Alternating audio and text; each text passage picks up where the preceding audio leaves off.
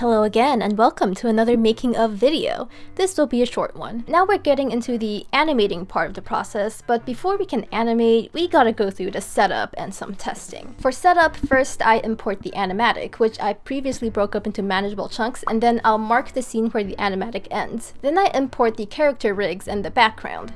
The characters are just copied and pasted from the files they were built in, and I move all the preset keyframes behind the scene length marker we just made. I like to put them at least 10 frames away for safety. The shortcut I'm using to push the frames back is Shift and plus. The background is imported as a Photoshop file, and if we have this option selected, all of the layers and any effects and styles will be retained in Harmony. The only thing I found that doesn't import properly is the vivid light blending mode, which I have to reset manually. With all these layers highlighted, hit Ctrl, Shift, and P to create pegs for each layer.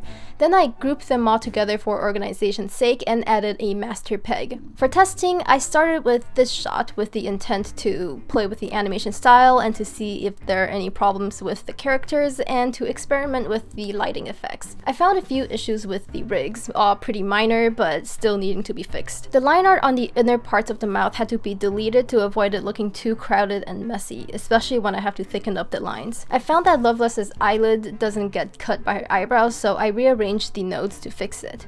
I also pegged the neck shadow to the head instead of the neck so that when I move the head around, I don't have to animate the neck shadow separately. I also found that this 3/4 view of Loveless doesn't work because half her face is covered by her hair. I didn't think I would use this angle, which is why it looks so bad, but now it's gotta change. I shifted the hair around and I got this. After I animated this shot, I tested out a rim light effect following this tutorial by ZBirdBrain. This shot also involves errors glitching into the scene, which I could not find a way to do in Harmony, so instead I used After Effects. I'm very happy with how this test shot turned out, and that's how I'll be proceeding with the rest of the project. I'll do a more in-depth video about my posing process when I have the time, and if you're interested in my animation process, I do have a big chunk in this other video where I talk about how I animate, so you can go watch that for now instead. That's it for this video. See y'all next time.